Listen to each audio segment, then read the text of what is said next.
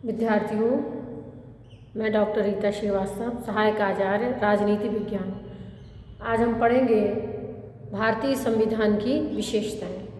पिछले वीडियो में अपन ने काफ़ी विशेषताएं पढ़ ली थी, 13 विशेषताएं 10 विशेषताएं पढ़ ली थी। आज हम इस वीडियो में भारतीय संविधान की 10वीं विशेषता पढ़ेंगे और वो है मूल अधिकार एवं मूल कर्तव्य। हमारे संविधान के द्वारा नागरिकों को मूल अधिकार प्रदान किए गए हैं। मूल अधिकारों का अर्थ है वे अधिकार एवं स्वतंत्रताएं जो व्यक्ति के व्यक्तित्व के विकास के लिए बहुत ही मौलिक हैं, अनिवार्य हैं, जिन्हें व्यक्ति से छीना नहीं जा सकता है। और यदि राज्य के द्वारा भी इनका उल्लंघन किया जाता है तो राज्य के विरुद्ध भी ये अधिकार जो है वो लागू किए जाते हैं। ऐसे अधिकार को मूल अधिकार कहा गया है। भारतीय संविधान में नागरिकों को ये मूल अधिकार प्रदान किए गए हैं क्योंकि भारतीय संविधान के निर्माताओं का जो निर्माता थे उन्होंने ब्रिटिश शासन के दौरान अपने ऊपर बहुत अत्याचार सहन किए थे। तो ऐसी स्थिति में उनके द्वारा सीमित शासन या मर्यादित शासन के सिद्धांत को ध्यान में रखकर संविधान का निर्माण किया गया और इसलिए जो है लोगों को मौलिक अधिकार संविधान के द्वारा ही प्रदान किए गए। ये अधिकार वर्तमान समय में नागरिकों को 6 अधिकार प्राप्त हैं।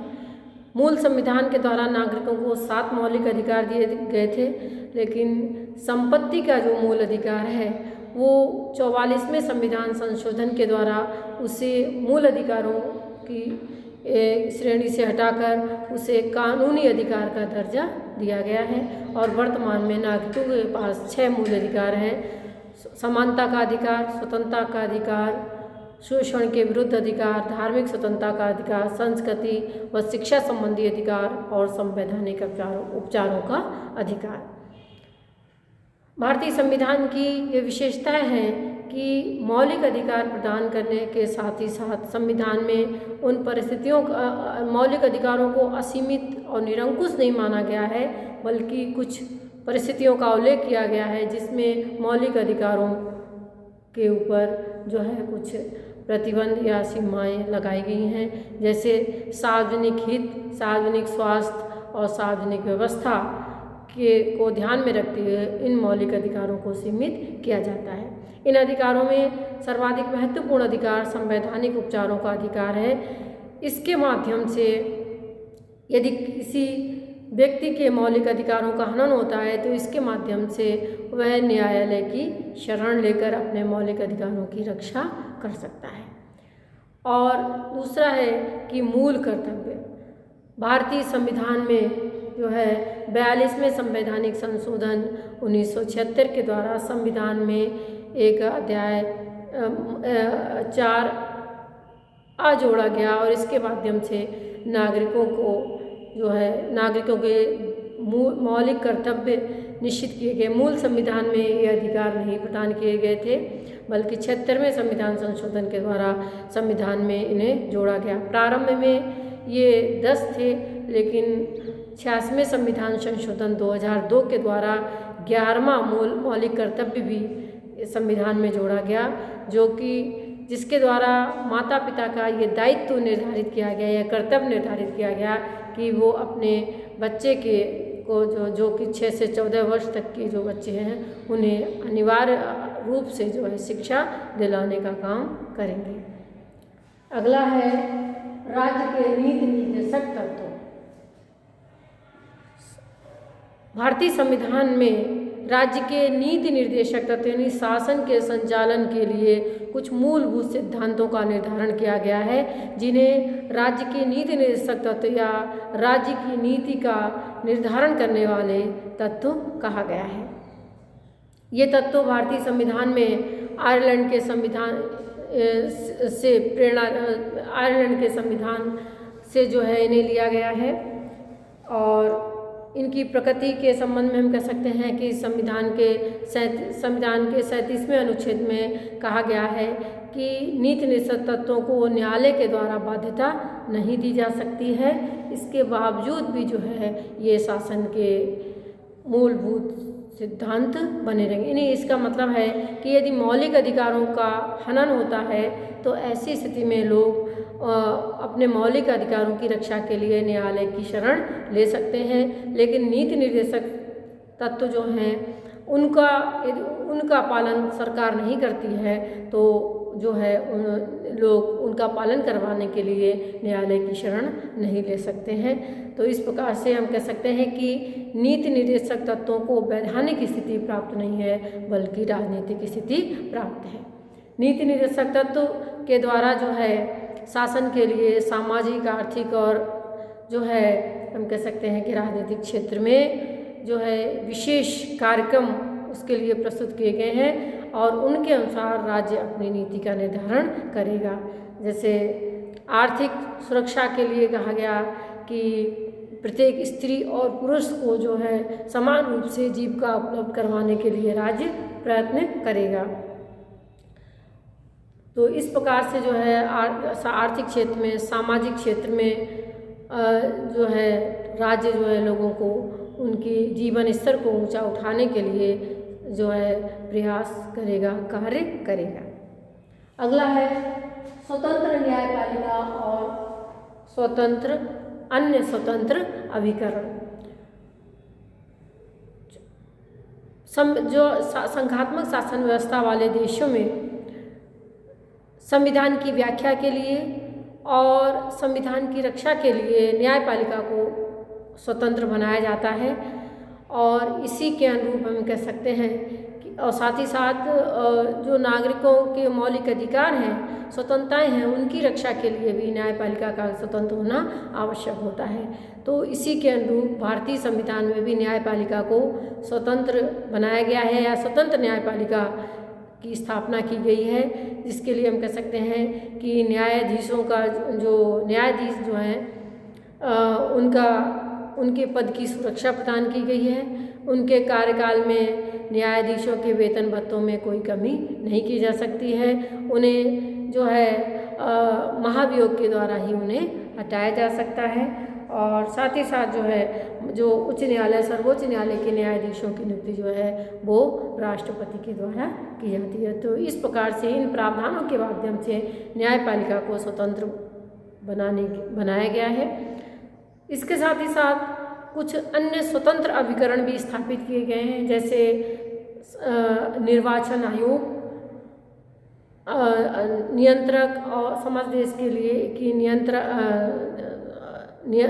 नियंत्रक और महालेखा परीक्षक और लोक सेवा आयोग जैसे प्रमुख अधिकरण हैं जो कि पूरी तरीके से स्वतंत्र रखे गए हैं। अगला है सांप्रदायिक प्रतिनिधित्व का अंत और वयस्क मताधिकार। भारत में 1909 में एक अधिनियम लाया गया जिसे मॉर्ले मिंटो सुधार के नाम से जाना गया। इसके द्वारा भारत में सांप्रदायिक प्रतिनिधित्व की स्थापना की गई। सांप्रदायिक प्रतिनिधित्व का मतलब था कि सांप्रदायिक आधार पर निर्वाचन क्षेत्रों का गठन किया गया और उसमें जो है सांप्रदायिक आधार पर ही प्रतिनिधि खड़ा किया जाता है और उसको वोट भी जो है उसी संप्रदाय विशेष के लोग जो है मतदान करते हैं। इस प्रकार से जो है देश की एकता को तोड़ने वाली सांप्रदायिक प्रतिनिधित्व की व्यवस्था की गई। स्वतंत्र भारत में इस सांप्रदायिक प्रतिनिधित्व का अंत किया गया और उसकी जगह संयुक्त प्रतिनिधित्व की व्यवस्था की गई और भारत में जो है वयस्क मताधिकार प्रदान किया गया, यानी जो भी व्यक्ति वयस्क है वो मतदान करने का अधिकार। इस प्रकार से मतदान जाति, धर्म, वर्ग, लिंग के भेदभाव के आधार पर प्रदान नहीं किया गया है, बल्कि वर्तमान समय में जो भी 18 वर्ष का व्यक्ति है उसे वयस्क माना गया है और उसे वोट देने का अधिकार प्रदान किया गया है। अगला है एकल नागरिकता। जो संघात्मक शासन व्यवस्था वाले देश होते हैं वहाँ पर नागरिकता दोहरी होती है। एक व्यक्ति दो प्रकार की नागरिकता जो है प्राप्त करता है, या उसके पास दो प्रकार की नागरिकता होती है, एक संघ की नागरिकता और दूसरी जो राज्य की नागरिकता जिसमें कि वह निवास करता है। भारत में यद्यपि संघात्मक शासन की व्यवस्था की गई है, लेकिन इसके बावजूद भी एकल नागरिकता प्रदान की गई है। राष्ट्र की एकता को ध्यान में रखते हुए संविधान निर्माताओं के द्वारा व्यक्ति को एक ही नागरिकता प्राप्त होगी और वो होगी भारत राज्य की, भारतीय संघ की नागरिकता। यानी यहाँ पर व्यक्ति भारत की नागरिकता, भारतीय संघ की नागरिकता प्राप्त करेगा। जिस राज्य में निवास करता है उसकी नागरिकता प्राप्त उसे नहीं होती। इस प्रकार से एकल नागरिकता के सिद्धांत को अपनाया गया है। नेक्स्ट है अल्पसंख्यक एवं पिछड़े वर्गों के कल्याण की विशेष व्यवस्था। भारतीय संविधान में सामान्यतः प्रजातंत्र की आलोचना इस रूप में की जाती है कि ये बहुमत का अल्पमत के ऊपर अत्याचार होता है। भारतीय संविधान में अल्पमतों को भी विशेष अधिकार और सुरक्षाएं प्रदान की गई हैं। जैसे उन्हें जो अलग भाषाई आधार पर, धार्मिक आधार पर जो अल्पसंख्यक हैं उन्हें विशेष सुरक्षाएं प्रदान की गई हैं। संविधान के अनुच्छेद 29 और 30 के द्वारा कहा गया है कि इन अल्पसंख्यकों को अपनी भाषा, अपनी संस्कृति की रक्षा का अधिकार होगा। उन्हें अपनी भाषा और संस्कृति के आधार पर जो है अपनी संस्थाएं स्थापित करने का अधिकार प्रदान किया गया, उनका प्रबंध करने का अधिकार प्रदान किया गया है। साथ ही साथ भारतीय संविधान के द्वारा जो है अनुसूचित जाति और जनजाति के लिए भी विशेष सुविधाएं प्रदान की गई हैं। भारतीय संविधान के अनुच्छेद 330 और 32 के द्वारा जो है अनुसूचित जाति और जनजाति वर्ग के लोगों के लिए विधानसभाओं और लोकसभाओं में जो है विशेष आरक्षण की व्यवस्था की गई है। उनके लिए विशेष स्थान निर्धारित किए गए, आरक्षण प्रदान किया गया है। साथ ही साथ जो है यहाँ पर साथ ही साथ इनके लिए जो है लोक सेवाओं में भी जो है कुछ उनके विशेष दावे स्वीकार किए गए, जिन्हें कि हम कह सकते हैं कि इन विशेष दावों को आरक्षण का नाम दिया गया है। और लोक सेवाओं में भी जो है इनको आरक्षण प्रदान किया गया है। अनुच्छेद 335 के द्वारा जो है इन्हें लोक सेवाओं में भी आरक्षण प्रदान किया गया है। प्रारंभ में ये व्यवस्थाएं 10 वर्षों के लिए की गई थी, लेकिन बाद में समय समय पर इस समय सीमा को बढ़ाया गया और वर्तमान समय में 2010 में 95 संवैधानिक संशोधन के द्वारा 25 जनवरी 2020 तक के लिए इन्हें बढ़ाया गया था। साथ ही साथ जो पिछड़े वर्ग हैं उनके लिए भी जो है लोक सेवाओं में आरक्षण या विशेष सुविधाओं की व्यवस्था अनुभव की गई और इसी आधार पर जो है 8 सितंबर 1993 से जो केंद्रीय सेवाएं हैं वहाँ पर जो पिछड़े वर्ग हैं उनके लिए भी, इन्हें ओबीसी के नाम से जाना जाता है, उनके लिए भी विशेष आरक्षण लोक सेवाओं में प्रदान किया गया है। राज्यों में इसके लिए अलग से व्यवस्थाएं, अलग अलग राज्यों में इसके लिए अलग से व्यवस्थाएं की गई हैं। तो इस प्रकार से हम कह सकते हैं कि भारतीय संविधान के द्वारा अल्पसंख्यक और जो अनुसूचित जाति जनजाति के जो लोग हैं, पिछड़े वर्ग हैं, उन्हें विशेष सुविधाएं प्रदान की गई हैं। ऐसा माना गया है कि इन वर्गों की स्थिति गिरी होने के कारण इनके जीवन स्तर को ऊंचा उठाने के लिए इस प्रकार की विशेष सुविधाओं की आवश्यकता है, ज़रूरत है, जो कि संविधान के द्वारा प्रदान की गई। अगला है सामाजिक समानता की स्थापना।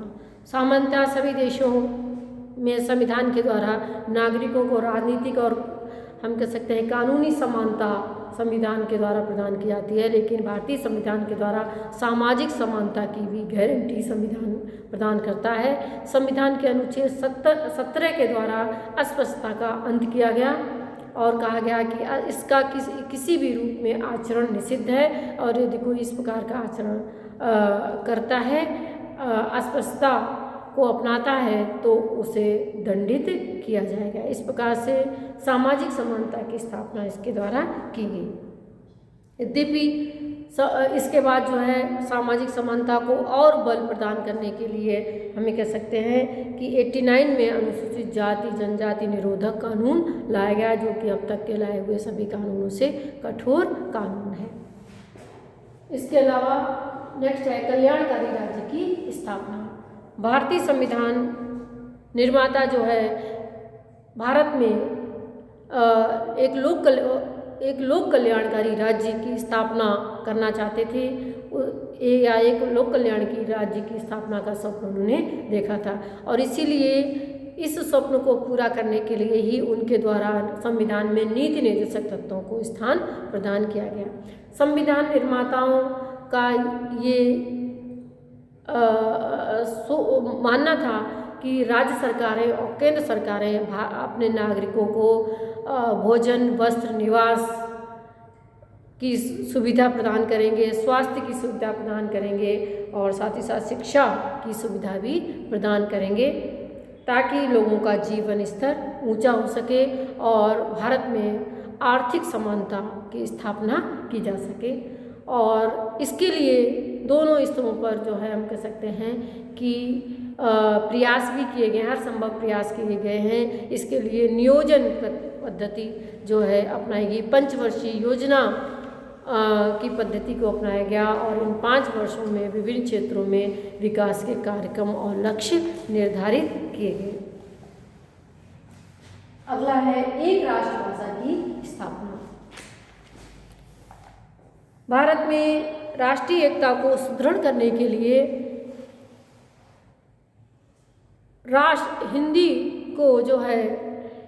हिंदी को देवनागरी लिपि में राष्ट्रभाषा का दर्जा संविधान के द्वारा प्रदान किया गया।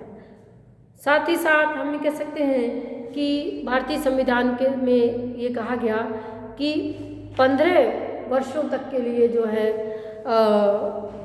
अंग्रेजी को सरकार संघीय कार्यालयों की कामकाज की भाषा बने रहने की अनुमति प्रदान की गई, और साथ ही साथ ये भी कहा गया कि 15 वर्ष बाद भी संसद को ये अधिकार है कि वो जो है अंग्रेजी को यदि आगे बढ़ाना चाहे कामकाज की भाषा के रूप में, तो उसे ये अधिकार होगा। और इसी अधिकार के आधार पर 1965 में सहभाषा विधेयक लाया गया, जिसे संसद ने मंजूरी प्रदान की, और इसके द्वारा जो है अंग्रेजी को हिंदी के साथ साथ अनिश्चित काल तक के लिए जो सरकारी कार्यालय की भाषा बने रहने की स्वीकृति प्रदान की गई। इस प्रकार से हम कह सकते हैं कि जो राष्ट्रभाषा हिंदी जो है वो अन्य प्रादेशिक भाषाओं या भारत की अन्य भाषाओं की प्रगति में बाधक नहीं है, क्योंकि हमारे देश में अन्य भाषाओं को प्रादेशिक भाषा के रूप में प्रयोग करने की अनुमति प्रदान की गई है। और भारत में जो है 22 भाषाओं को जो है प्रादेशिक भाषा का दर्जा भी प्रादेशिक भाषाओं को जो है 22 भाषाओं को प्रादेशिक भाषा का दर्जा प्रदान किया गया। अगला है विश्व शांति का समर्थन। विश्व शांति या वसुधैव कुटुंबकम भारतीय जीवन और संस्कृति का प्रारंभ से ही आदर्श रहा है, और इस आदर्श को संविधान निर्माताओं के द्वारा भी अपनाया गया है, इसका ध्यान रखा गया है। इसीलिए हम कह सकते हैं कि संविधान निर्माताओं के द्वारा नीति निर्देशक तत्वों में अंतर्राष्ट्रीय शांति और सुरक्षा का एक नीति निर्देशक तत्व या सिद्धांत प्रतिपादित किया गया है, जिसके द्वारा ये कहा गया है कि राज्य जो है अंतर्राष्ट्रीय शांति और सुरक्षा की उन्नति के लिए कार्य करेगा और सभी राष्ट्रों के साथ सम्मान और सभी राष्ट्रों के साथ जो है शांति और सम्मानपूर्ण जीवन जो है शांति और सम्मानपूर्ण संबंध स्थापित करने का प्रयास राज्य करेगा।